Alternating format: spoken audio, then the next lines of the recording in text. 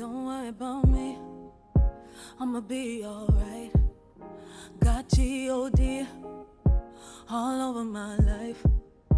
Don't worry where I've been, what I did, how I came up. Every single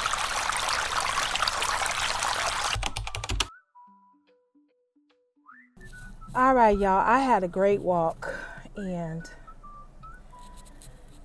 I'm sweating, as y'all can see. I'm sitting in my car taking a bit of a breath, deciding what I'm going to eat for lunch. I have not eaten breakfast or lunch, so I'm going to see what I'm going to either cook myself or order. I don't know. Anyway, guys, so this is the second part of my day.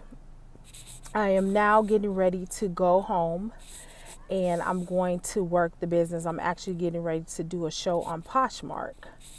And that's where I sell most of my items from. Guys, look at my t-shirt. It says tread to resist enemies' attacks daily. Luke 10:19. That is in my store, y'all. It is at www.toleedezigns.com. So if you want to go over there and see what type of merch I have, feel free. But guys, I'm getting ready to go home, do some more business strategies. And before I go home, I'm probably going to stop at the dollar store. Maybe I'll take y'all into the dollar store with me. Just doing a little bit of behind the scenes of what I'm doing every day. I'm not sitting around, y'all. I got so much that I have to do in the day. And I'm trying to learn this thing called time management, y'all. Like, sometimes time is just going so fast, I don't even get to manage the time, okay? And sorry, y'all, I'm sweating. But today I'm just really working on more branding of the business. I'm kind of trying to go and figure out, how do I want to rebrand? What do I want to do? And guys, listen, if you have a business, you can do a grand reopening anytime you want to. You can be in business for a year. You can be in business for 2 years. I have friends that have relaunched their businesses with a different business model, or they relaunched their business because they moved to a new building. It's all a thing, y'all. And so right now I'm trying to determine what it is that I want to do as far as more branding. Guys, I do handmade jewelry. I make journals. I am in the process of writing a sales book, y'all. It takes time to write a sales book. I know so many people are using AI. I don't particularly like to use AI in that sense because I want everything that I say to be me. But I do use AI to restructure my sentences to make it flowy a little bit. But it's all me talking. I really don't know if they have a program out there. I've heard of some. There's some AI program. They say you can write a book, I guess, within 2 or 3 hours or something like that. If y'all have heard of that, let me know what that is. Because I got so many books inside of me, y'all, that I don't even know if I had the time to write them all. And I'm not kidding, because I'm really behind schedule, y'all, because I have 2 books that I should have been writing. And really, procrastination is really behind all of it, y'all. And I think because I really don't know how I want to write these books, because the books have to do with my childhood, some things that I endured as a teenager with my mother and my father, and just my whole family in general. And then the things that I went through, as a young woman going through life. Navigating things, being betrayed and making mistakes, and just not using wisdom, and blaming myself for a lot, and learning to forgive myself, and all that type of stuff. So I'm trying to figure out, y'all, how I'm going to get this thing together. Just a lot of things that I know that I am called to do, but I need to do them one by one, and they have to be strategic. They can't be all over the place. They can't just be, sporadic in the sense of, just go ahead and do it, and don't have any type of order to it. Everything that I do, I like to have structure and order to it. But that's about it, guys. I just wanted to share this with you all because life every day is different for me. It is. I don't know if I'm getting up in the morning, if I'm going to have a good day. I don't know if I'm going to be grieving my mom. I don't know, any of that. And guys, I just want to say that if you are going through things in life, I want to point this out. Give yourself permission to feel that thing. Don't allow people to tell you, oh man, just get over it. You get over it when you get over it. Right? And so we have to learn how to take time to heal the trauma that we have gone through. And many of us don't even want to admit that we've been through trauma. I'm not one of those people.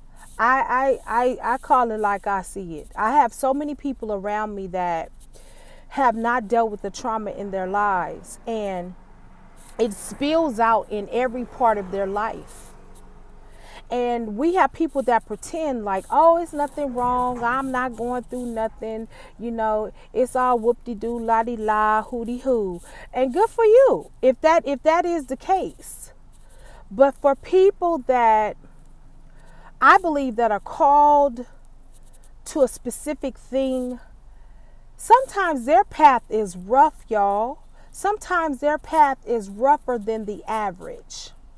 So if you are not, or have not, or is not are not at the moment experiencing anything that is troubling, good for you. Good for you. And I say good for you because, maybe you can help somebody else understand how you made it to the point you made it to. Guys, what I've realized, for years, I've carried a lot of trauma in my body. And trauma makes your body hurt. It makes your body hold on to cortisol. It produces sickness in your body. So I'm really trying to talk to people that understand that trauma has been a danger in their life. And again, if trauma ain't did nothing to you, you ain't been through no trauma, you're not going through no trauma, this video is not for you. Just going right past it. But for those of you that are dealing with trauma, I want you to learn how to exhale it out of your body. Well, okay, so how do I exhale it? You pray it out. You exercise it out. You change your eating. You change your surroundings. And some of our trauma has come from our family. You separate yourself. You create new experiences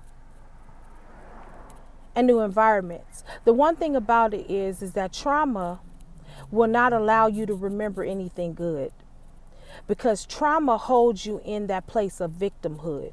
It doesn't want to let go. But sometimes you got to go back and remember the good times that you've had or you've shared. And then you got to learn how to exhale, guys. I'm learning. I'm not a guru on this. I'm just telling you the journey that I'm going through. I'm learning to exhale. Inhale. Exhale. So, guys, also a good way to deal with trauma is to write it down. Journal. Journal. Journal. Journaling is a great way to heal. The one thing I said about my mom was the best thing my mother did was she started me off with a diary. I was about 12 to 13. I think I was 12 heading into the heels of being 13. And she bought me this diary. And I began to write things down in my diary. And I had a little lock and key on the diary. And I started writing things. And I've been journaling ever since, guys. I didn't even know I had a writer's anointing. I do. And I didn't discover that until I got in college. But guys, I was too busy dealing with trauma to see that I had all these gifts and callings in me that needed to come out. And sometimes trauma, guys, will block vision. Matter of fact, not sometimes. Trauma will always block vision. That's why it is necessary to heal from your trauma.